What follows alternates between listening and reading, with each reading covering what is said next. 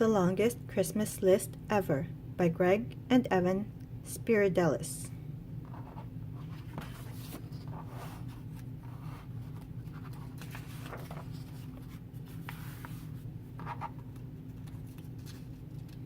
On Christmas morning, not so long ago, in a house on a hill, all covered in snow, asleep in his bed was the little boy Trevor, who dreamed it would be the best Christmas ever.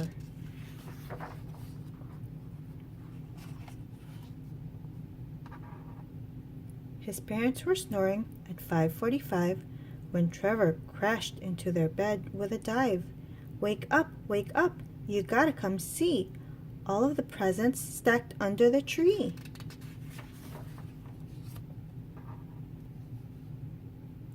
He ran out of the bedroom and bounced down the stairs.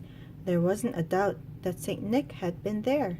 A scooter, a game box, two trucks that collide. He tore open gifts and tossed them aside.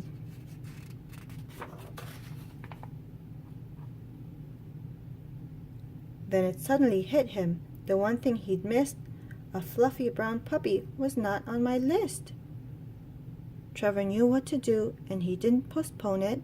I'll start next year's Christmas list this very moment.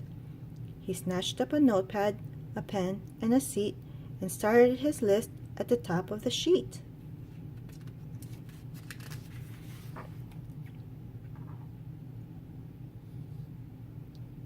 At first he thought small, like lizards and trolls, but quickly his list spiraled out of control.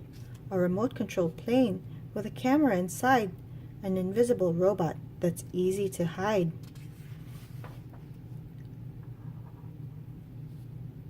Binocular glasses with night vision mode, a rip-roaring go-kart to tear down the road.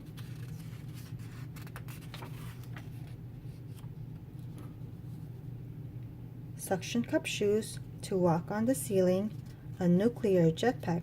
Now that sounds appealing. Trevor kept writing day in and day out.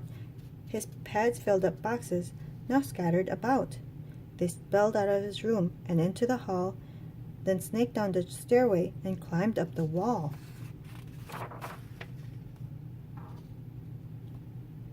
By spring, Trevor's list stretched 500 feet.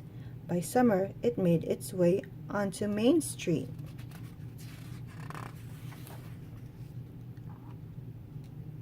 By fall, it was 2 blocks beyond the bookstore. By winter, it reached the post office door.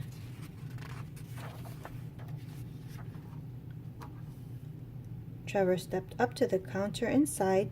I must mail my list, he said with great pride. But the mailman let out a hoot and a holler.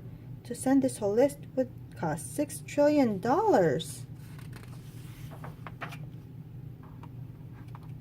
Trevor then emptied his little coin box, a nickel, 2 dimes, and 3 dirty rocks.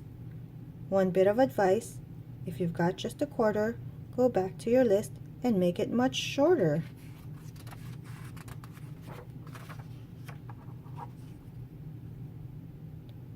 Trevor was stricken with panic and fear. There wasn't much time. Santa's deadline was near.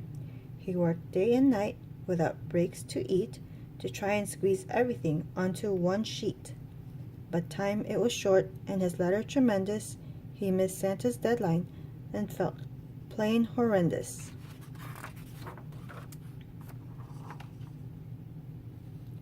That Christmas Eve, Trevor lay in bed, joyless. He knew in the morning that he would be toyless. What was I thinking? Where was my head? I asked for too much. I'll get nothing instead.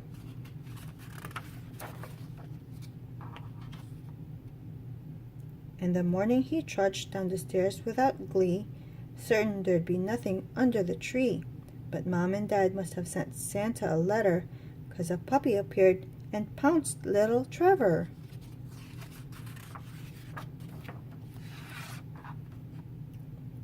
They rolled on the floor, took turns giving chase.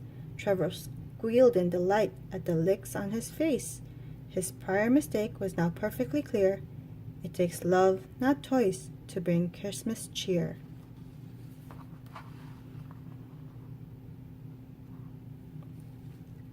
Please click the subscribe button if you would like to be kept up to date with new video posts. Thank you!